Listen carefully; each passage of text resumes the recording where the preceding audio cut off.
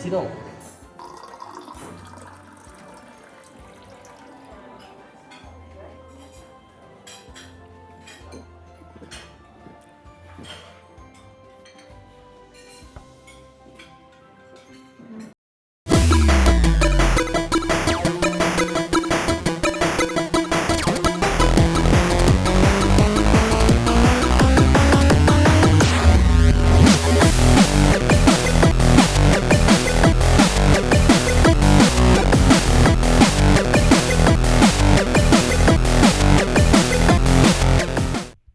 Ya, balik lagi sama gua Bedul ya.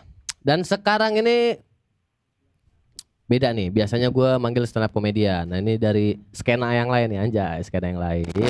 Ini bapak yang satu ini nih keren lah pokoknya lah. Dan sekarang ada Banon Guatama. Apa kabar? Gautama, Banon? Guatama Guatama mulu. aja. Kemarin nulis di proposal juga salah nih Gua ya? Guatama. Guatama. Tapi nggak tahu Anda. Iya. Anda nggak tahu Gautama sih ya. Iya. Siddhartha Gautama juga nggak tahu. Taunya Guatama Iya, sih. biar Anda nggak salah, Guatama aja. Gautama ya, bawa naung Guatama. Yoi. Gautama. Tapi kan tulisannya gua kan, GUA. Gau ya? Tetap ya, gau ya.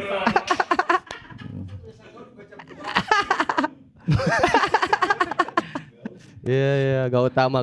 Ya, oke. Jadi Pak Gaut. Ya. Gaut anak lu itu. Bebas, Gaut. bebas. Oke, jadi Banon ini adalah seorang acting coach ya. Boleh. Boleh ya, Boleh. acting coach. Tapi basicnya sebenarnya adalah seorang pantomimer ya. Dan keren, udah malang melintang di mana-mana nih dia nih. Kalau Anda ingat, saya ingin korupsi dihapuskan. Yoi. Saya ingin korupsi dihapuskan di seluruh dunia. Yoi. Masih ingat Ton? Teksnya Non? 2010 itu sih. 2010 Udah lama. ya, Iya. lama banget ya. Gokil. Jadi gini Non, kita balik lagi nih podcast gue Ini tentang nggak ada itunya ya, biar kayak di enggak, Corbusier gitu nggak ada. Ya? enggak. Saya harus Emang ini pegang ya. Corbusier, ini bukan Corbusier. Enggak ya. Ini kok boker. Budgetnya beda ya. Tim produksinya beda emang. Jadi gimana Non? Apa tuh? Gua bakal ngulik tentang coach acting sih. Gimana tuh tata cara? Kita berdoa dulu nggak nih?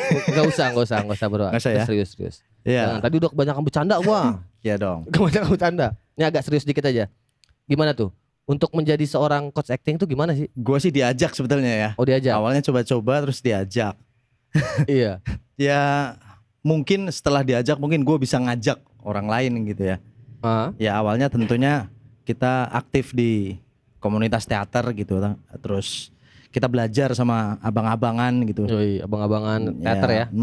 Dan kemudian memang di PH-PH atau production service atau production house yang untuk film atau series gitu ya di Indonesia, di Jakarta terutama, kita kan di kota yang penuh dengan industri ini, Yoi.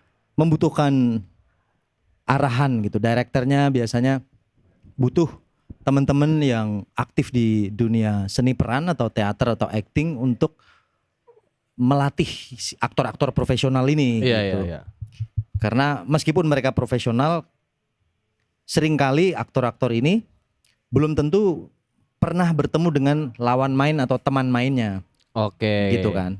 Misalkan Sandy Aulia belum tentu pernah ketemu sama siapa misalkan. Mario Teguh. Ya bener dong. Apa tahu Mario Teguh mau Wafda jadi misalkan. Kemarin kita sama Wafda. Wafda.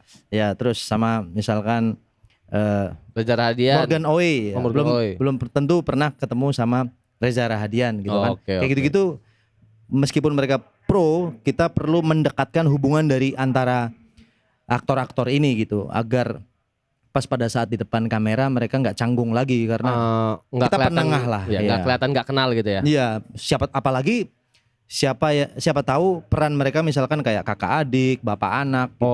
Oke. Kayak pegangan pegangan pipinya, pegangan itu kan mesti karena kakak adik atau pacar gitu ya. Iya. Meskipun mereka bukan pacaran, mesti kelihatan pacaran gitu. Gimana caranya? Mereka harus deket. Nah, dilatih pada saat reading istilahnya. Oh gitu. Pada saat reading sama director misalkan, kadang-kadang reading director juga datang sih. Berarti kalau cost acting itu kalau lu lebih ke ketika mau produksi berarti ya, atau di luar juga? ketika PH-nya produksi dan kita dipanggil. Iya, dipanggil itu yang susah kayaknya. Oh iya. Dipanggilnya karena saya juga ngikut abang-abangan gitu ya. Bang Jali dari HH Production kan dia mendirikan kelas acting non formal ya di Jakarta. Sekarang ini banyak banget kelas acting berdiri di mana-mana. Kalau dulu kan belum ada gitu. Ini kelas acting kan ya, bukan agensi ya? Kelas acting, kelas bukan. Acting ya. Kelas acting. Sehingga orang-orang PH ini memanggil atau mungkin sering juga kerja sama kelas-kelas acting atau orang-orang yang kompeten di bidangnya lah, gitulah. Karena ada director yang atau sutradara yang paham acting atau dia paham, kadang-kadang dia nggak bisa nyampein gimana atau membuat dia bikin penengah lah antara director, aktor dan acting coach gitu. Oke. Ada yang nggak juga peduli sama udahlah, gua nggak ngerti acting serain pemain aja. Disuruh biar dilatih sama orang-orang teater lah. Gua ngurusin gambar aja gitu. Biasanya kan director ada yang kayak gitu ya. Iya. Ya gitu kurang lebih. Oh, gitu ya. Berarti istilahnya kalau untuk produksinya itu lebih ke penghubung ya. Ya. Ke penghubung antara director dan juga pemain gitulah ya. Pemain, director, pemain sama ya penulis. Ya biasanya rapat dulu tuh, meeting dulu antara penulis, director atau produser sama acting coach atau sama departemen yang lain untuk nyepakati ini mau dibawa ke arah mana nih si cerita ini. Misalnya atau karakter-karakter dari pemain yang sudah dipilih mau diapain gitu. Sehingga setelah ketemu sama mereka, kita ketemu sama pemain-pemainnya, kita meskipun direkturnya nggak lagi ada di lokasi pas pada saat reading, kita tahu mau diarahin kemana. Ininya. Naskahnya mau diarahin kemana ya, karakter mereka mau diarahin kemana juga gitu. Dan juga ketemu di tengah sih. Ini kan nggak cuman ketemu di sisi director aja kan. Pemain juga punya kreativitas untuk pertumbuhan karakternya mau dibawa kemana gitu. Apakah boleh saya bermain di area sini, misalkan dia punya kreativitas. Nah itu silahkan dikomunikasikan ke director. Kita mah nggak mengarahkan sebetulnya si acting coach ini gitu. Asal masih masuk dalam apa yang dia peranin gitu ya. Ya, misalkan kita membuka kemungkinan karakter itu akan kemana larinya gitu. Kita membuka itu. Apakah karakternya akan ke sini, ke situ? Apakah dia bekerja di perusahaan ini misalkan, atau dia umurnya segini kah, atau hubungan karakter sama karakter lain, misalkan dia sama teman mainnya itu hubungannya sedekat apa, sejauh apa gitu-gitu. Kita tanyain dulu sama si aktornya yang mendapat job kan dia, jadi harus ngulik sendiri dulu, nggak boleh kita bukain juga kan, kita nggak luas nantinya kalau kita langsung bukain sesuai arah director yang kita sudah ketemu tadi gitu. Siapa tahu dari ide-ide pemain ini ketika ditawarkan ke director juga oh iya bisa juga ke arah sana tuh. Kadang-kadang dirombak tuh akhirnya skripnya karena para aktornya kadang-kadang punya terlalu banyak kreatif gitu, terlalu banyak kreativitas. Seringkali ketika debat sama director, bukan seringkali sih, langka sih kalau itu. Ada pemain-pemain yang punya idealis ya. Misalkan yang baru kita ketemu tuh Mas Alex Sabat lah, dia punya ide yang luar biasa. Seringkali gitu. Jadi director dikasih ide atau dia punya saran untuk dibawa kemana ini karakter, nggak cuma nurut-nurut aja sama penulis atau sehingga direkturnya awalnya nampung dulu, mencerna dulu aja. Ada yang boleh dan ada yang nggak boleh gitu. Ya baik lagi ke sesuai di tengah-tengah kebutuhannya lah ya. Betul. Kalau udah over nih kayaknya apa tuh explore-nya ya nggak dipakai juga gitu kan. Iya, kalau terlalu kreatif bahaya juga. Cuman boleh silakan mengeluarkan ide sebanyak kamu mau lah. Kan harus dikasih skrip dulu, dia ngulik di rumah gitu kan. Nah itu silahkan dikulik dulu aja. Habis ketemu, wah ternyata terlalu banyak kreatif. Puyeng juga ternyata direkturnya kan. Ya kita nengahin aja kan, kita bukan pemain, kita juga bukan director, kita cuman menampung ide atau memberikan masukan atau saran. Apakah larinya ke sini ceritanya atau karakternya akan begini. Kan kita mewakili orang-orang yang diperankan sama mereka juga, kita membukakan seluas-luas itu, seluas mungkin ide. Tapi kalau pas pada saat take syuting ya kita mesti dengerin director juga gitu. Satu-satunya orang yang didengerin atau mesti ditangkap pesannya ya director aja sih. Astrada kadang-kadang kita udah orang kedua ya, bahaya kalau kita. Kadang-kadang Astrada miss juga, betul. Miss juga. Pernah gua ngeliat gitu emang tuh. Iya. Ya Gitu. tipe-tipe lah. Tipe-tipe ya, balik Tipe-tipe lagi ya. director, tipe-tipe orang kan. Berarti kalau lu sendiri di dunia acting coach nih udah Baru baru berapa lama tuh? Kayaknya nggak baru kayaknya. 2 tahun lah ya. Kalau acting coach di film ya. Kalau Di ini film. film industri film yang cukup, gue juga kaget. Wah, gue bisa di sini ya. Di mana tuh? Kenapa saya Di mana ada di tuh? sini gitu. Bergabung sama aktor-aktor profesional dan duduk bareng dan kita diskusi gitu kan. Ya, 2 tahun terakhir inilah, baru 2 tahun. Cuman kalau melatih atau Personal gitu ya. ya Privat lah ya? atau Atau mungkin gimana bahasanya? privat atau melatih acting atau melatih teater, terutama anak-anak ya cukup lama juga lah. Kita juga melatih pantomim kan, pantomim Iya, juga iya. salah satu jenis Seni seni peran pertunjukan atau seni Pertunjukan. peran juga, masuk ke acting juga sebetulnya. Itu udah ya 10 tahunan lah, 10 tahunan ya, bos, gokil. 10 satu tahun. dekade. 10 tahun jadi seniman. 10 tahun jadi seniman. Iya. Setelah- Apa tuh Non? Kalau untuk coach acting ini kesulitannya apa tuh yang paling sulit yang pernah lu temui gitu selama perjalanan ini? Kesulitannya kalau saya pribadi mau diapain lagi ya gitu. Apanya sih mau diapain lagi nih, apanya nih? Mau dikreatifin bagaimana lagi gitu ya. Misalkan kalau abang-abangan yang saya ikutin ini, misalkan Bang Jali kan saya sering ikut Bang Jali sebagai siapa Mentor lu lah. mentor gua di Heha Production ini ya, lah. production ya. Dia kalau kita reading bareng-bareng pemain nih, satu scene aja misalkan, setelah reading kan mereka diamati tuh sama Bang Jali, sembari reading Bang Jali baca deskripsi actionnya, mereka kan baca dialog karakter doang, masing-masing ya, kan. biasanya, ya. Dialog doang. Diamati terus nggak langsung lanjut ke scene berikutnya, tapi stop dulu Bang Jali di scene itu, terus ditanyain, kenapa kamu bacanya kayak gitu tadi ya? Apa yang kamu rasain? Dikulik dulu. Oh, oke. Terus kenapa kamu begitu ya? Terus kenapa kamu kok malah tinggi nadanya? Kenapa nggak begini? Nah gitu. Coba kita ulang lagi pakai versi gua, coba. Misalkan dia bilang gitu. Kalau tes gua tuh begini misalkan, selera gue sih gini, gua nggak tahu tesnya director, tapi kita coba pakai versi gua dulu gitu. Karena memahami Kalau teks, itu versi lu ya misalkan gitu ya. memahami skrip tersebut Ya. lah ya. Oke, nggak apa-apa.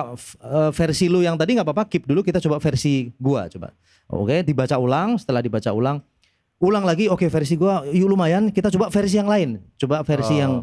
Jadi satu scene meskipun cuman setengah halaman gitu ya, satu scene kan biasanya dikit ya, cuman deskripsi actionnya. Terus akhirnya dibikin 3 sampai 4 versi, entah versi yang bagaimana, versi bagaimana, sehingga itu yang kadang-kadang kalau gua sendirian ya, kadang-kadang Bang Jali kan sibuk orangnya. Gua disuruh gantiin dia gitu kan. Terus gua berhadapan dengan aktor-aktor profesional yang pinter lah. Mereka udah kan lama lah ya. udah lama lah karena mereka senior kan. Ya, udah banyak lah. Karena gua sebagai asisten atau Siapa aktornya coba? Contohnya. gua nggak enak kalau nyebutin ya. Apa? Ya misalkan Nugi kan main juga ya, atau siapa ya? Darius Sinatria pernah tuh gue sendirian tuh bareng mereka ya. Untungnya aktor-aktor ini terbuka pikirannya untuk ngedengerin bareng-bareng bagaimana cara atau bagaimana ngulik versi-versi yang bakal kita coba gitu. Oke. Setelah kita reading, habis itu kita practical scene gitu ya. Meskipun gak ada kamera kan, kita coba membayangkan kameranya misalkan ada di mana pas pada saat syuting nanti. Terus ya kita coba ke versi ini, versi itu, versi gue niru Bang Jali tentunya, karena amati tiru modifikasi sangat penting ya di hari-hari kalau kita belajar gitu ya. Gua abis itu kalau kesulitannya tadi bilang anjir, abis itu gua harus ngapain lagi nih, harus diapain lagi nih scene-nya enaknya gitu kan. Sementara kalau saya bukan suruh sih, saya instruksikan ke teman-teman pemain gitu, saya pikir mereka pun sudah paham, jago gitu iya. ya. Nggak enak kalau gua suruh ke arah mana. Kalau Bang Jali mesti tega ke arah sini gitu.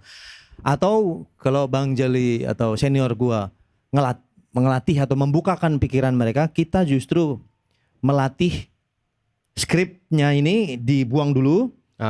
Setelah dibaca dari rumah, kita akan melatih sebelum skrip ini dimulai, kira-kira apa yang terjadi. Nah, kita dilatih di situ tuh. Mereka kita latih atau kita coba biasakan tanpa dialog dan skrip tadi ya. Dan skrip tadi. Cuman karakternya kita pegang, tapi kayak kira-kira misalkan kayak gitu ya, tetap dikasih itu ya, kayak nih lu seorang penjual makanan misalkan, nah lu pembelinya tetap itunya yang dipegang ya, dialognya dilepas gitu ya. Dilepas ya. Sesuai karakternya ini gitu. Kayak kemarin waktu itu sempat Anya Geraldine sama Samuel Rizal gitu kan. Itu adegannya dia, kalau di sini sih nggak ditulis bagaimana hubungan pernikahan mereka. Kalau nggak salah nggak di film apa tuh? Spirit Doll. Gua nggak nonton itunya, premiernya dan seterusnya. Cuman gua ikut proses readingnya ya. Nonton itu Spirit Doll. Horor Ya, ya? mereka kalau nggak salah horor ya. Mereka nggak salah kalau di ceritanya tuh nggak diceritain bagaimana mereka nikah, punya anak, terus pisah. Itu nggak ada di skrip, nggak ada. Oh, tiba-tiba Tiba-tiba udah pisah dan bagaimana menikah lah. Ya, bagaimana mereka musuhan Anya Geraldine ini sama si Samuel Rizal. Saya lupa nama karakter mereka apa.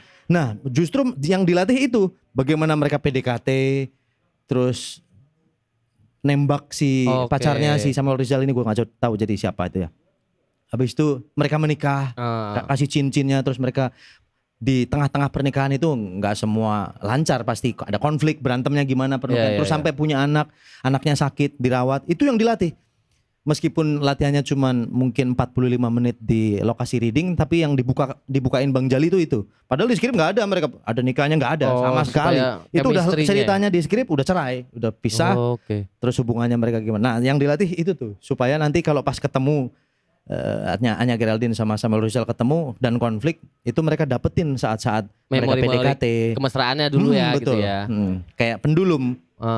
Semakin lu sayang atau cinta sama seseorang, kayaknya semakin gampang lu benci gitu. Oke. Itu gua. Ini kemarin ada film juga yang kita reading atau coaching juga, judulnya Dadu. Kayaknya nih lebih ke arah. Udah tayang tuh? Belum. Lebih ke arah film festival gitu, tapi gue yakin di bioskop juga. Itu yang main si Morgan Oey dan teman-teman gitulah ya. Alex Sabat ini, si Mas Dondi Adrian si direkturnya. Dia juga AD atau assistant director di sequelnya The Raid beberapa kali gitu ya. Orang-orang hebat gitu ya. Iya. Terus gue mau cerita apa tadi ya? Ya intinya nggak banyak luar cerita. Ya, ini ceritanya agak keras gitu ya, karena bahas soal raping atau pemerkosaan, atau jadi diliatin itunya tuh di adegannya ya. Nggak apa-apa disebutin, kan belum keluar masalahnya. Iya, kayak gitu. Ya. Terus dicoba kemarin koreonya bagaimana dia merkosa, ngebunuh, ngeblack, terus kayak adegan potong tangan, potong jari, kuku, karena dokter bedah, dia membalas dendam pada perampok yang datang ke rumahnya. Nah, itu atau ya mungkin observasi juga. Kesau ya. Hampir mirip mungkin, karena kan dia pernah dirampok ya. Terinspirasinya sama film-film Jepang kayak si apa? Temanya pasti kan horor, kayak psikopat ya, gitu thriller ya. Thriller tapi gitu bukan psikopat ya, lebih ke thriller gitu ya. Iya, thriller pembunuhan berantai gitu-gitu ya. Ya. Nah, itu kayak gitu-gitu sih. Gue tadi lupa mau ke arah mana tadi. Dadu ya. Ya, itu dia kebiasaan punya filosofi tentang dadu yang kemungkinannya cuma 6 ya angkanya. Ya, peluangnya 6. Gitu, peluangnya. Ya itu sih. Oke, jadi gitu Non ya. Gitu kira-kira. Iya, benar. Aneh ya. Iya benar. Tapi berarti Non project apa Non yang paling besar gitu? Misal menurut lo pribadi gitu, atau menurut lo dari sekian banyak project lo yang penontonnya paling banyak tuh apa tuh yang pernah lo garap sebagai penontonnya yang paling banyak? Gue nggak tahu persis ya, cuman atau yang viral lah, yang menurut lu yang keren menurut lu lah, penggarapannya tuh keren gitu pas readingnya. Ya kalau keren salah satunya Khorin lah. Khorin cukup itu terlibat dalam hampir itu 2 minggu kita.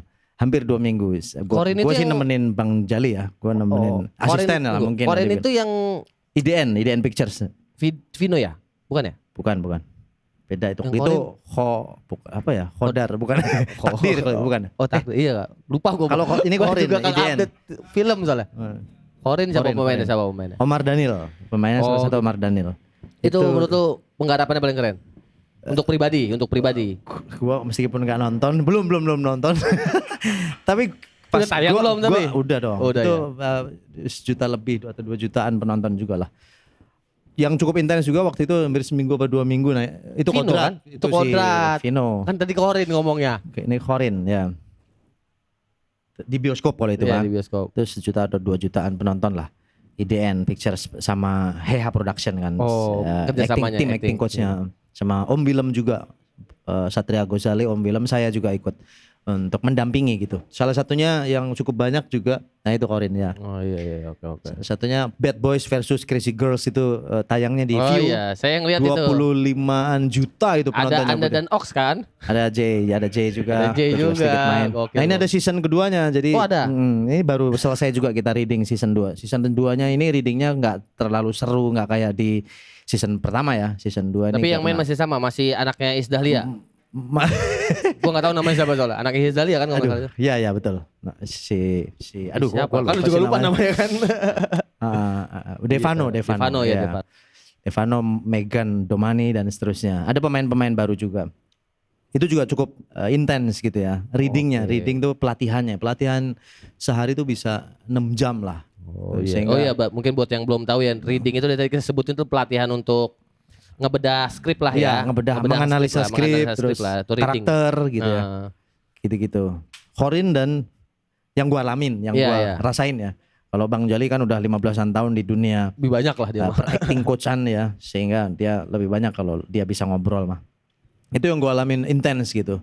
Oke. Kalau Corin malahan kita pas reading tuh karena skripnya selalu baru, draftnya belum selesai, pengen yang baru gitu. Jadi kita sama sekali di proses reading latihan tuh sama sekali nggak bahas skrip. Oh itu, gue juga kok skripnya nggak dibaca-baca dari awal, hampir seminggu tuh nggak atau lebih nggak pernah baca skripnya dibikin bareng jadi pas reading gitu. Kurang lebih nggak gitu, tapi justru bagaimana mereka hubungan karakternya, terus karakternya seperti apa itu yang dikulik gitu. Chemistry karakternya inilah ya. Chemistry-nya dibangun ya. Terus jenis kesurupannya tuh mau ke arah mana, kan ini kesurupan mereka di pesantren mana gitulah, kira-kira gitu. Gokil. Dan kita kan namanya kesurupan kan nggak mau mainstream kayak yang sudah gitu ya. Yang aing macan gitu enggak gitu ya. Aing macan. Ya meskipun mungkin gitu juga dipakai, tapi akhirnya kan latihan ketubuhan juga, latihan olah tubuh, latihan sampai renang segala tuh. Membangun chemistry mereka tuh, ada lomba apa gitu. Bang Jali jago tuh untuk mendekatkan para pemain ini sehingga bisa akrab. Itu yang paling penting. Semua pemain harus akrab dulu, karena kan proses syuting biasanya 50 days, 40 days gitu ya, 40 hari atau 50 hari mereka bareng-bareng terus. Kalau di tengah-tengah ada konflik, waduh bahaya itu. Makanya mesti diakrabkan dulu biar pas pada saat proses syuting nanti kalau ada konflik kita bisa redam, kita cepat meredamnya gitu. Itu sih yang paling penting pas pada saat reading, membangun keakraban. Itu salah satu yang paling penting.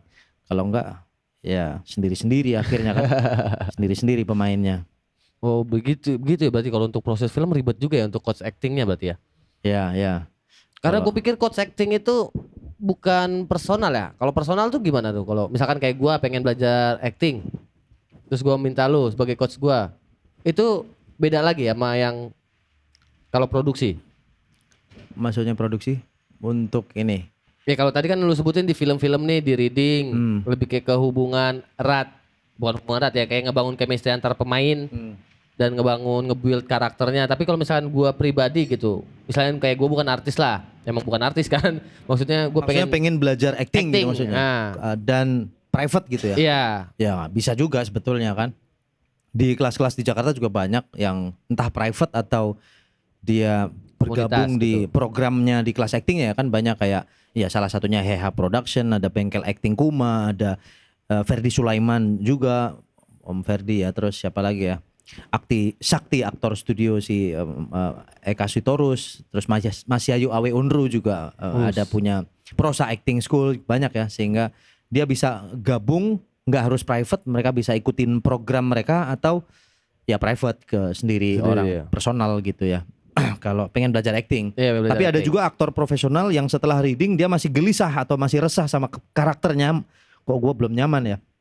Dia ngambil private ke orang lain untuk ngebedah karakter yang ini nih, gitu yang tadi. Lebih fokus pas pada saat mau proses syuting gitu. Sebelum proses syuting dia kan kayak nggak bisa tidur gitu ya, karena kurang gitu ya. atau dia resah meskipun sudah ada proses reading di sini, dia kurang, dia gabung di private di tempat lain gitu. Untuk ngulik karakternya sendiri gitu ya. Itu cukup PR sih emang. Melelahkan karena bagi mereka bagi pemain lah maksudnya. Bagi pemain melelahkan karena kan melibatkan kejiwaannya gitu. dia kan mesti jadi misalkan Jadi orang lain yang pasti. jadi orang lain, jadi karakter lain, jadi misalkan jadi pembunuh atau jadi psikopat, itu yang agak menyeramkan, terutama pas pada saat film horor. Film horor itu kan emosi-emosinya agak lebih ekstrim ketimbang komedi atau drama. Ya drama juga sih, tapi horor ini agak cukup intens gitu peran-perannya, entah kesurupan kayak entah apa, capek banget ininya. Nah apa. itu tuh pertanyaan gue tuh, kan Capek karena banget. banyak malah kabar kayak di Hollywood, siapa yang jadi Joker yang katanya bunuh diri? Heath Ledger, siapa Joker? Ya yang jadi Oke, Joker, ya, yang jadi Joker. Heath Ledger ya. Itu emang untuk acting itu emang bisa sampai gitu ya, emang bener ya? Melekat kali ya kalau Iya. gua amati mungkin karena nikmat ya menjadi tokoh-tokoh yang kita wakili itu. Kayak mungkin dia jadi orang yang dia akan mendekati karakter itu tuh meskipun dia bukan kita, tapi ketika kita melakukan cara dia makan, cara dia berdiri, misalkan dia menciptakan cara dia berpikir, cara pola ucap dan seterusnya, akhirnya lama-lama dia kan agak sedikit jauh dari dirinya sendiri kan, dan masuk ke tokoh karakter yang dia mainkan dan cukup nikmat untuk memainkannya. Sementara karakter yang dia mainkan ini agak toksik misalkan gitu. Kan kalau Anda menjadi pembunuh, lebih baik Anda punya pengalaman membunuh beneran gitu. Kalau untuk dunia acting ya memang tidak disarankan memang. Cuman harus jadi pembunuh dulu buat. Makanya di Shakespeare bilang kan apa? Kok gue lupa istilahnya ya?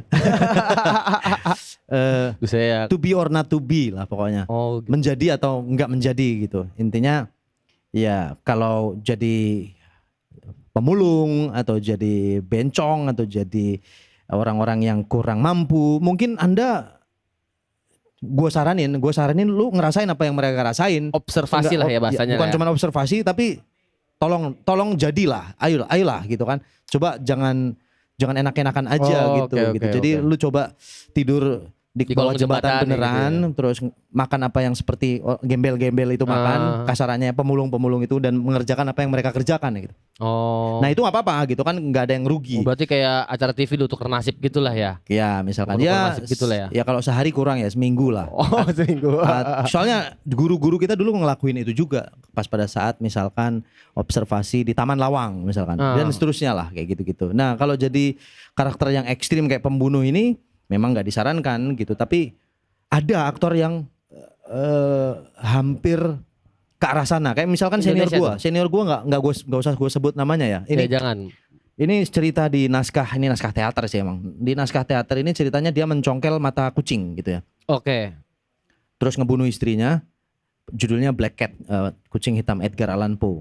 Emang agak sakit orang ini si penulisnya. Dan senior gue ini nyongkel mata kucing beneran untuk ngerasain rasanya gimana sih gitu kan. Jadi dicongkel mata kucing kucing terserah, kucing liar lah, kucing apa. Dan rumahnya kebakaran beneran. Kayak di cerita di Black Cat ini atau kucing hitam ini, setelah nyongkel mata kucing rumahnya kebakaran, dan dia ngerasain nyongkel mata kucing dan rumahnya kebakaran juga gitu. Dia yang bakar tapi rumahnya. Gua nggak tahu kebakarannya gimana. Tapi dia kebakaran beneran. Ya, sehingga ya itu kan itu jujur itu menurut gua. Itu dong, lu rasain dong. Yang bener dong, kalau acting kan harus bener, katanya harus jujur. Iya. Kalau mau jujur acting ya yang harus. bagus tuh acting yang bukan acting katanya gitu ya. Yang acting yang bagus tuh yang bukan acting, kayak Anwar Kongo kalau dia ngomong. Mungkin saya yakin udah tahu lah Anwar Kongo kan karakter yang kita aktor lah, itu baru aktor. Dia kan bukan pura-pura membunuh, itu beneran dia ngebunuh dan ceritanya juga beneran gitu. Dan dia ngalamin, bukan cuman observasi, dia bukan observasi gitu. Nah itu aktor tuh kayak gitu maksud gua. Wah, itu namanya membalikan memori kali ya, membalikan memori gitu. Callback ya. Itu film dokumenter Joshua Oppenheimer, judulnya apa? Jagal dan Senyap. Itu Jagal itu yang meranin Anwar Kongo tadi. Itu aktor beneran, maksud gua kayak gitu. Itu dokumenter kan kalau itu mah ya. Itu baru jujur, aktor yang jujur. Dokumenter ya. Itu sih gokil emang. Goks emang. Tapi Non, ada gak sih kalau ada yang pengen jadi acting coach kayak lo gitu, caranya gimana tuh? Gue juga gak tahu caranya gimana. Minimal deh, enggak skill yang dibutuhkan gitu untuk jadi coach acting tuh apa? Secara hierarki lah. Mungkin apakah harus jenjang pendidikan kayak lu kan SN kan sarjana seni SSN, kan? SSN ya. SSN.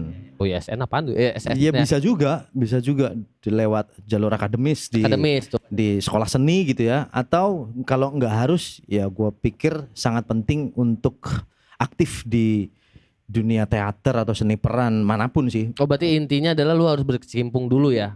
Oh harus iya, jadi pemain iya. dulu apa? Enggak juga. Enggak juga. Tapi Kan? Ada nggak? seenggaknya menjadi pengamat atau sutradara itu sangat penting untuk Oke. Untuk sutradara apapun, mau sutradara film, sutradara teater, sutradara apapun, sehingga sehingga itu dia ya. dia bisa terbiasa untuk ngulik tipe-tipe jenis seni pertunjukan atau karakter atau bedah naskah analisa, dia udah paham lah gitu-gitu kan. Tapi ada nggak nih coach acting yang dia memang bukan aktor tapi sukses gitu? Besar gitu di dunia perfilman atau pertunjukan teater. Gue nggak bisa bilang dia bukan aktor ya. Kadang-kadang gue juga nggak bisa bedain mana sih yang aktor dan pelatih mana doang. yang bukan. Gitu. Mana yang bukan ya? Hah? Gimana? Kalau gue tanya ya sama lu, aktor itu apa gitu kan? Bingung ya. kan? Iya sih. Gue kadang-kadang nggak bisa bedain mana aktor, mana yang bukan gitu. Meskipun kadang-kadang ada pelatih. Ada. Maksud gue kalau bedain kayak misalkan nih kan Najar nih. Ya kan dia fotografer emang bukan aktor. Ke situ kalau gua. Tapi dia siapa tahu dia bisa ngajar acting. Ya, dan dia akhirnya jadi guru ya jadi acting coach gitu. Agak jauh korelasinya memang. Emang. Gak maksud gua, tapi dia kan seorang aktor yang memerankan menjadi seorang fotografer kan dia. Ya. Gimana ya? Aktornya apa sih sebenarnya? Gue bingung ya. Aktor ini apa sih sebenarnya? Makanya itu. Ya, karena kalau buat lu pribadi berarti aktor itu nggak cuman harus di layar kaca berarti ya? Iya nggak harus direkam. Kalau pengen gitu. luas ya begitu menurut gua sih. Oke. Memang ada kalau pertanyaan lu, apakah ada acting coach yang dia bukan aktor tapi terkenal atau populer atau dipercaya atau gitu ya? sering dipanggil lah. Bisa dibilang ada tapi gua nggak bisa sebut namanya ya karena ini. Kenapa tuh? Ya. Karena mungkin contohnya ada tapi mungkin dia nggak terlalu minat, atau kalau di kacamata gue dia ini sebetulnya sutradara, sutradara teater yang akhirnya ya banyak berkecimpung di dunia pelatihan keaktoran di industri film. Dia sangat jarang sekali bermain di depan kamera atau di atas panggung lah. Dia lebih ke penyutradaraan. Benar-benar belakang layar lah ya. Sehingga kadang-kadang kalau kita jadi aktor terus dia jadi sutradara dan dia ngomong seenak-enaknya, kadang-kadang kita sebagai aktor kan bilang, lu enak ngomong begitu, lu coba lu main kayak gue bisa nggak gitu kan? Oh iya benar. Sering kan kita ngalamin kayak gitu. Tapi kalau kita balik atau kita runut, udah berapa tahun dia melakukan itu gitu sampai hari ini dan sampai dia sangat bisa berdedikasi lah, sangat berdedikasi. Sampai dia bisa ngomong seenaknya gitulah ya. Iya dan masuk gitu ke ruhnya atau jiwanya para pemain ini. Gue pikir memang dia ini sumbang sih pikiran dan keucapannya dia ke aktor-aktor yang dia sutradarai. Memang betul-betul niatnya tulus untuk memperbaiki atau untuk mengolah, mempertajam, mengasah si aktor-aktornya demi kebutuhan seni pertunjukan itu sendiri. Ya terserah mau di atas panggung atau kamera gitu. Meskipun dia kalau kita lihat jarang main sih, mau di atas panggung atau di depan kamera jarang ada, nggak pernah ada bahkan. Pure sutradara gitu. Gitu, sehingga ya di industri film dia sering terlibat untuk dijadikan konsultan acting gitu ya. Acting gitu jadi. Itu menurut gua. Gokil. Ada kan banyak kayak gitu ya. Gitu. Kayak gitu. Tapi ini Non, untuk jadi seorang pelatih acting ini menjanjikan gak sih Non? Untuk pembayarannya gitu, range. Iya. Iya. Kalau zaman dulu tuh yang benar-benar almarhum Didi Petet gitu kan banyak yang bilang kan buat apa sih lu ikutan kesenian mau jadi apa sih jadi seniman. Siapa yang bilang gitu? Orang zaman dulu. Iya. Waktu angkatan ya Mas Septian lah, almarhum Didi Petet lah, gitu macam kan. Kan banyak gitu. Buat apa sih seni-senian gitu, nggak menghasilkan. Kalau untuk sekarang gimana tuh, Non? Kalau jobnya banyak sangat menghasilkan. Karena itu per job pasti ya. Ya, Per proyek lah ya. Ya per project gitu. Tapi gua nggak bisa bilang rate-nya lah ya. Karena beda-beda tentunya di film ini dan film itu gitu kan. Ya, tapi yang paling kecil berapa tuh? Ya nggak usah disebut berapa. Ya, biar motivasi gitu. Range aja range. Yang besar. Ya, gua nggak tahu rate kecil dan besar yang berapa. Di lu Gua nggak- aja, di lu. Tapi- lu aja. Based on Tapi kalau manggil Banon nih yang gitu. jelas gue pikir bidang ini sangat juga dibutuhkan gitu kalau menurut gua. Karena sangat sangat minim betul. Ya akhirnya kita kalau kenal acting coach ya itu lagi mereka lagi gitu ya senior Iya. gue juga sih kebanyakan ya. Ya istilahnya selama masih ada senior Dulu lu ya. Om Didi Petet atau Mas Didi Petet almarhum juga acting coach gitu di film-film. Iya. Dan mungkin kalau dia sibuk dia lempar ke Mas Yayu. Sampai hari ini Mas Yayu pun menjadi acting coach di banyak sekali film. Karena dia sibuk kadang-kadang dilempar sama asistennya gitu. Apaan? Ya kurang tuh? lebih gitulah. Ya. UMR berarti UMR ya? Itu ada yang lebih tapi kan dibagi berapa tim gitu kan Oh tim. ya. Itu misalkan berapa terus Ya dibagi. istilahnya karena kayak lu heha diminta kan. Ya. Nah lu ikut include gitu ya. Ikut Ya, dari situ gitu ya. gitu-gitu. Berarti menjanjikan lah ya untuk membutuhkan sampai sekarang ya. keberanian juga kan ada yang bisa mampu ini istilah baru mungkin Apa? tentang keberanian ya. Ah. Orang ini kompeten misalkan di bidang teater atau seni peran, dia bisa gitu ya, pengetahuannya banyak luas gitu, mampu dan mau mengerjakan itu, tapi belum tentu berani untuk terjun di industri film dan berdiskusi sama aktor-aktor profesional ini dan sutradara gitu. Nah itu juga membutuhkan keberanian untuk mau terjun di bidang ini gitu. Karena ya selain itu kelebihannya bidang acting coach ini, kalau ada di skrip peran yang mungkin director atau casting director bukan males sebetulnya sih. Iya, stok pemain tuh kan Ya, cukup banyak terbatas, gitu. Daripada banyak. mereka ngambil di luar, acting coach dilibatkan. Udah lu main aja di peran yang nggak banyak ini. Istilahnya cuman satu scene dua scene Ya, lah satu ya. scene, dua scene. Ya udah acting coach aja yang main gitu. Kan Oke. dia lebih percaya kepada pelatih acting ketimbang dia nyari baru lagi gitu PR kan. Oh Nyari kayak pemain mungkin baru. kayak lu itu jatuhnya Nah, di kayak misalkan girl, apa? Boy versus girl ya? ya Bad Boys versus Crazy Girls kita Iya, juga lu salah yang jadi satunya. satpam ya kan? Ya, Bang Jali jadi guru, gue jadi satpam. Jadi pemulung. Kalau Jay memang kita temenan sama casting director juga di situ kan, Kak oke. Dudung gitu ya. Jadi udah lama lah kita temenan sama mereka gitu. Teman-teman anak-anak film kan satu alma mater di IKJ gitu ya. X what? X. Ya. Kurang lebih gitu sih. Oh gitu. Berarti bisa lah ya kalau emang banyak project masuk lingkungan yang benar, ada lah ya untuk kehidupan lah ya. Ya, Bisa sibuk. seperti itu ya, Anda sibuk. akan sibuk gitu. Sibuk banget, buat ngundangnya sibuk banget ya. Cancel mulu susah banget emang. Ya kan konsepnya. kesibukannya nggak itu doang, Iya sih, kan emang juga bener. yang lain. Banyak. Workshop pantomime gitu ya kadang-kadang karena sama Mas Septian Dwi Cahyo gitu kan guru Juri kita. FSL 2N ya kan. FLS 2N.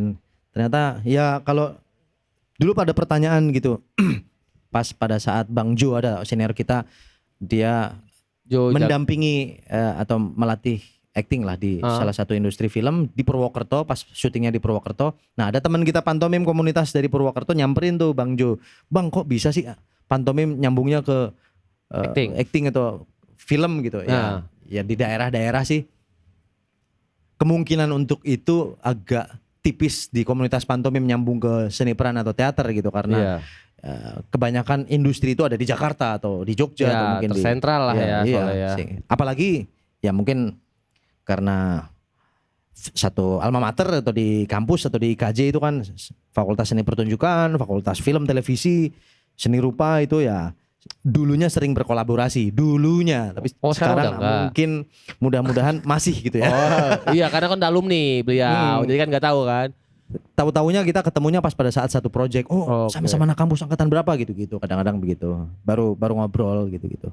Baru kita merasa satu camp lah, satu base camp. Tapi apa tuh pertanyaannya tuh? Ini ada pertanyaan nih.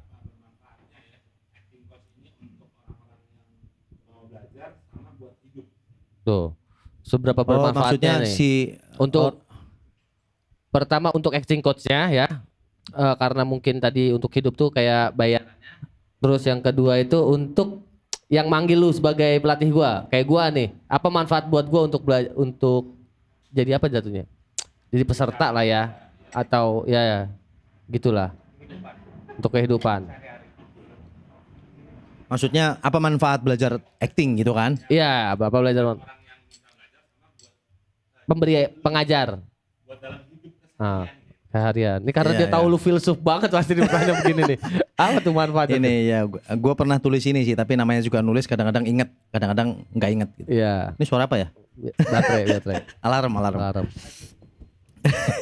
Mungkin manfaatnya apa ya belajar acting gitu kan maksudnya kan? Iya, apa sih gunanya belajar acting gitu?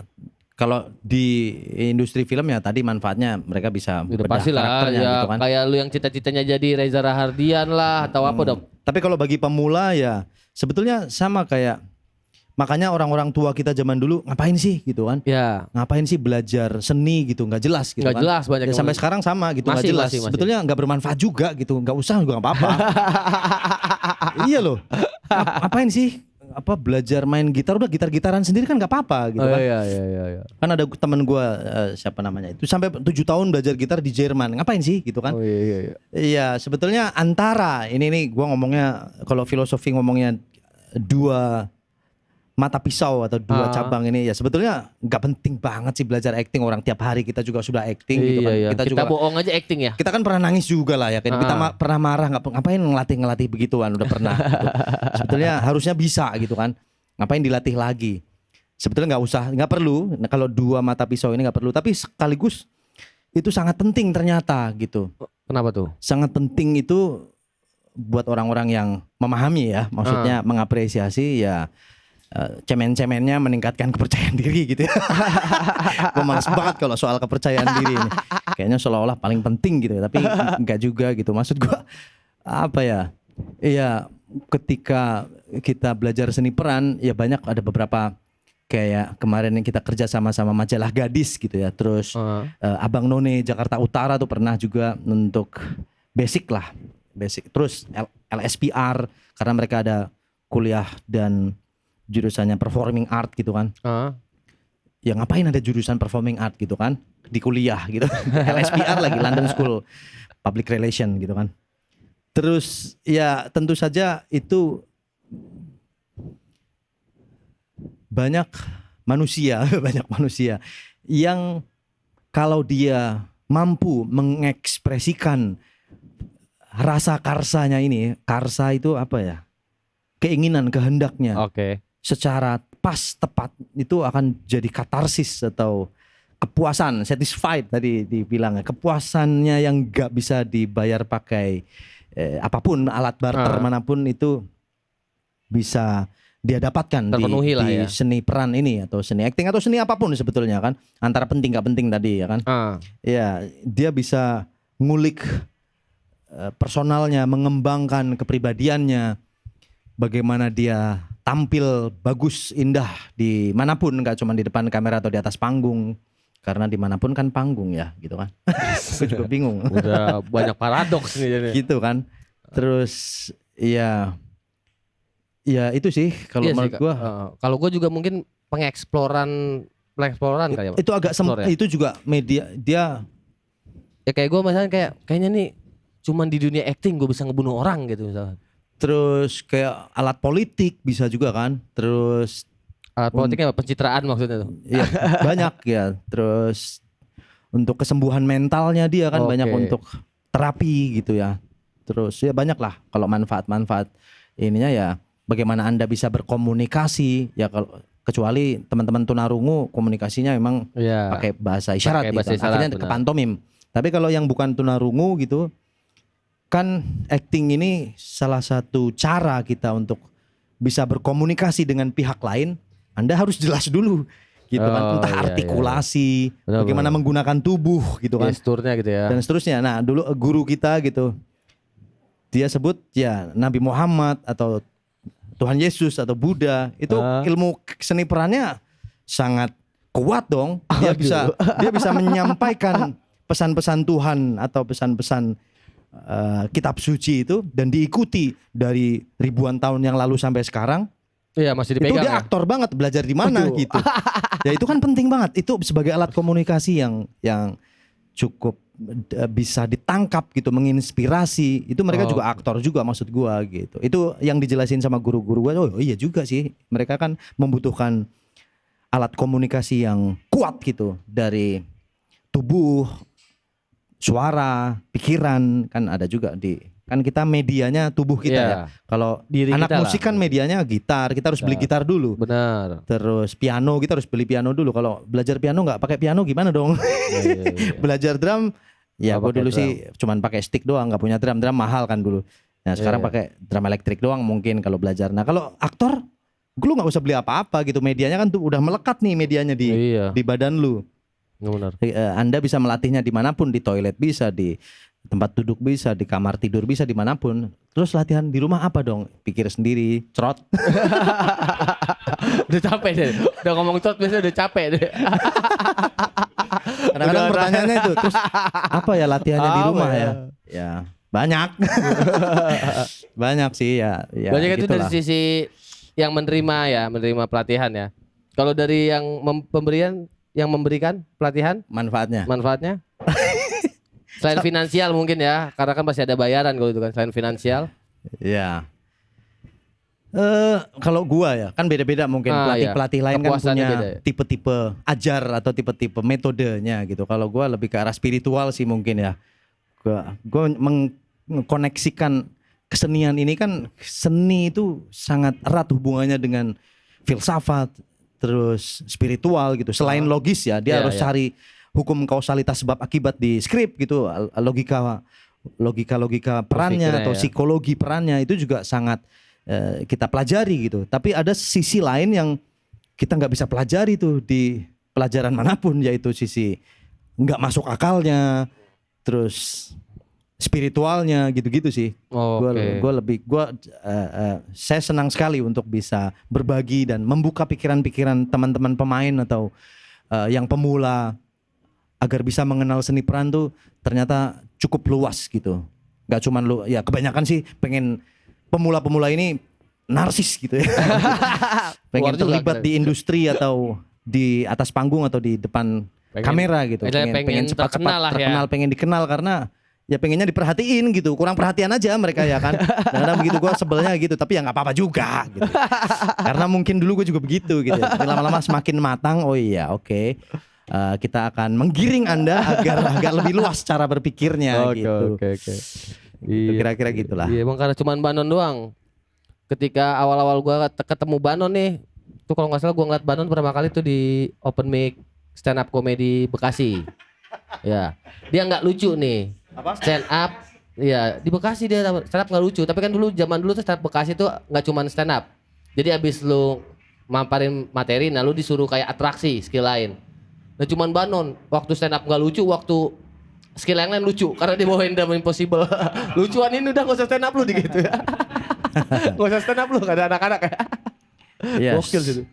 Stand up juga salah satu jenis seni pertunjukan juga sih. Pertunjukan ya. Iya, ya salah satunya benar. Sebetulnya ada actingnya, cuman kebanyakan teman-teman stand up tidak sadar. Nggak kebanyakan, ya mungkin kebanyakan kecenderungannya nggak sadar gitu. Nggak sadar banyak. Karena kan kalau di stand up yang gue pelajarin juga kita membentuk personal brandingnya apa, banyak kok yang gue rasa pakai acting kayak Dodit Mulyanto ya. Dodit Mulyanto tuh pakai acting Bene Activity. Siapa? Benedion ya. Ya Benedi yang Jogja kan? Beni. Iya Bene yang itulah. Mereka Jogja sudah punya banyak bekal bekal di seni peran. Wajar ya kalau stand up komedian ke aktor ya. Iya Benediviti kalau orang Jogja ya, teman-teman stand up sudah punya banyak bekal sekali untuk di seni peran sebetulnya. Tapi mungkin pas pada saat mereka dilibatkan di perfilman, kategori atau aliran drama, misalkan drama, mereka agak canggung gitu ya, karena drama ini kan cukup mengikuti orang ya, menguras energi untuk ngulik analisa naskahnya gitu. Makanya mereka diundang untuk terlibat di industri film.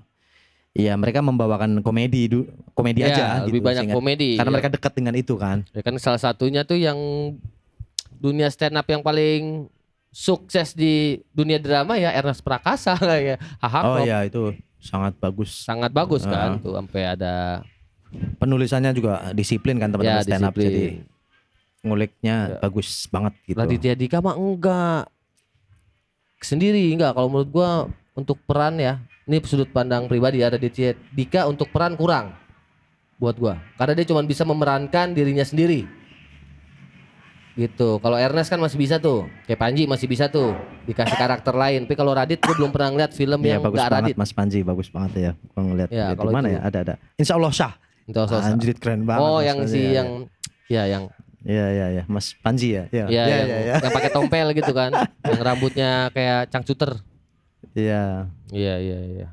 Salah satunya agar kita kan kadang-kadang begitu ya aktor ini masih lama ya agak cukup. Enggak, udah dikit lagi. Oh ya. Terakhir mungkin pesan-pesan terakhir nih dari coach acting gitu. Kalau orang yang mau belajar acting tuh apa? Lu harus apa gitu?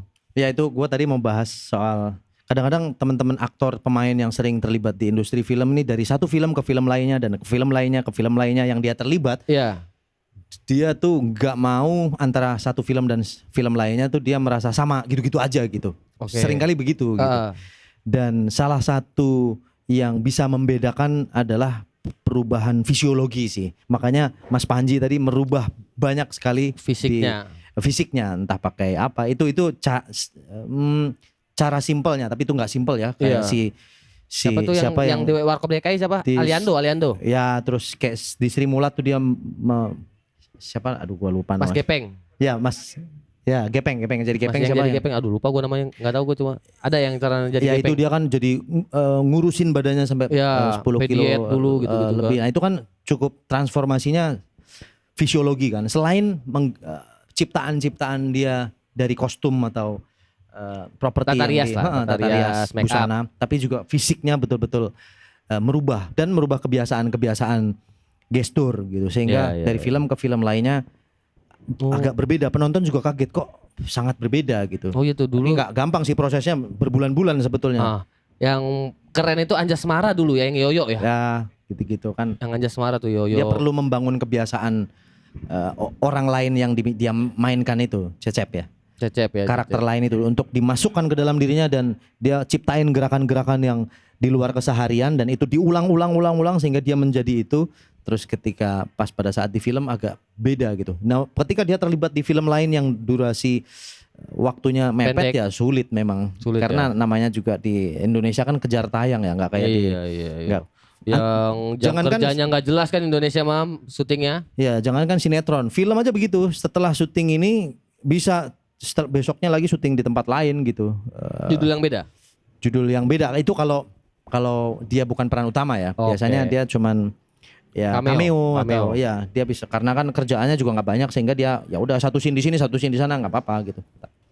Tapi kalau yang peran utama betul-betul di lock tuh, misalkan dia sebulan di sini kelar baru boleh gabung di project lain. Cuman kan antara kelar nggak ada jeda tuh kadang-kadang. Setelah kelar dia langsung reading di tempat lain juga ada sehingga dia memulai dari awalnya dan ngelepas karakter di sebelumnya ini ya tipis sulit gitu sehingga hampir sama-sama semua gitu. Emang untuk coach acting itu nggak ada kuncian gitu buat ngelepas peran yang kita bukan psikiater sih sebetulnya. Oh berarti harus dibutuhkan di Amerika atau proses di sana mereka punya tim psikologisnya lah ya. Iya konsultan psikolognya lah pribadi gitu. Kalau di sini kan memang nggak ada. Akhirnya mereka larinya ke religi, agama dan nah mungkin salah satunya acting coach untuk menetralkan peran sebelumnya ke peran yang baru ini nih nggak gampang. Salah satunya meditasi misalkan atau ya ibadah terserah dengan cara masing-masing terserah. Cuman kan dia harus menetralkan kembali. Kalau enggak agak sulit melepas yang sebelumnya masih nempel gitu melekat. Capek banget itu memang. Itu yang gue bilang itu yang kasusnya Joker itu jangankan buat project lain kan. Untuk nggak ada project aja dia hidup aja malah jadi kebawa terus kan. Iya. Itu bisa berapa gua nggak tahu berapa lamanya durasi readingnya gitu ya. Proses film itu biasanya kan mungkin setahun tuh dia cuma ngambil project itu aja gitu. Setelah itu dia liburan 6 bulan bahkan 2 tahun juga aman karena banyak uangnya. Ya duitnya banyak lah. Kira-kira begitu. Nah setelah libur dia nggak tahu mau ngapain misalkan dia masih melekat sama karakter itu gitu. Dan meskipun ada psikiater atau psikolog pribadi untuk konsultasi ya udah keenakan gitu di peran Joker tadi yang mungkin narkoba atau apa. Udah terlalu deep lah ya, terlalu deep. Bahaya juga acting terlalu deep berarti ya. Bagus sebetulnya, sangat bagus. Akhirnya kan dia jadi bagus kalau dapat Oscar protagonis. Kan? Kalau antagonis ya. Sebetulnya bagus semua. Kita nggak boleh menghakimi yang antagonis ini nggak bagus. Iya, gitu ya. iya dia susah nih orang bijak. Ya, Udah mulai keluar nih. Gimana caranya? Gautamanya udah mulai keluar nih. Bukan dari tadi Banon, ini di Gautama nih. Oh, Gautama. ya gitu kira-kira. Ya gimana caranya nggak melekat sama peran itu? Ya salah satunya ke psikolog atau psikiater atau ke agamanya masing-masing atau meditasi gitu, biar netral dan lanjut ke tempat berikutnya, ke karakter berikutnya. Berarti untuk gitu ya, untuk kita meminjam roh minjam tubuh kita gitu kan. Istilahnya begitu. Oh iya benar. Ya gitulah kira-kira. Gue juga sulit kalau sulit jauh-jauh. ya. Tapi emang nggak pernah. Tapi ada temen lu yang nggak lepas dari karakter sebelumnya ada? Gua nggak tahu. Menemukan nggak? Gua nggak tahu sih. Tapi mungkin di personalnya mungkin ada lah. Mungkin kayak misalkan Mr. Bean. Untuk keluar dari Mr. Bean kan nggak gampang gitu ya. Atau Chaplin. Mestinya yang dia ciptain sih memang hampir sama dan memang beda cara bergerak dan gestur dan seterusnya. Cuman biasanya satu karakter menciptakan satu karakter gitu. Kalau di pantomim ya. Sebetulnya di seni peran juga sama. Kecenderungannya di situ gitu. Di karakter itu. Ya akhirnya untuk ngelepas ini dia mesti buat yang baru. Ya buat yang baru. Untuk membuat yang baru ini yang agak repot. Yang lama kan harus ditinggalin dulu. Iya. Harus dilepas dulu ya. Melepas, belajar melepas. Sedekah maksudnya. Ya. Melepas kan sedekah ya. Gokil. Aduh, berat nih. Ini baru dikit nih dari sepanjang ngobrol nih baru dikit nih Gautamanya keluar. Kalau yang harus stop nih, udah harus stop nih. Durasi. Oke, thank you. Karena durasi juga aja. Sosok profesional karena durasi juga yang telah memisahkan kita. Ya. Terima kasih telah diundang kemari. Ya. Sembari mengembalikan jaketnya Nazar. Ya. Pinggan nih, emang karena tujuan gua nawarin bahwa ada loh profesi coach acting dan alhamdulillah ya kalau banyak yang dipanggil, kalau banyak dipanggil gitu ya. Akhirnya betul, enggak di karena profesi manapun attitude ya. Sangat penting gitu. Oke, Non. Bagaimana kita bersikap gitu. Seperti biasa Non, tolong. Ini apa nih? Hah? Yang pasti bukan ciu, bukan. Simbolis. Tos, jadi bukan. Enggak. Terus? Simbolik. Jadi tolong tuangkan ini sebagai Anda telah baktis. Kok baktis? Terus? Baktis mau disiram. Kalau sekarang, oke. Thank you Non. Terima kasih atas ilmunya Non yang sangat bermanfaat. Besok gue panggil lu sebagai itu kali ya. Apa sih penyebar agama Buddha namanya? Udah, Bante. Sebagai Bante kali ya. Oke, cukup sekian episode kali ini. Sampai jumpa kembali di episode yang selanjutnya. Dadah. Thank you.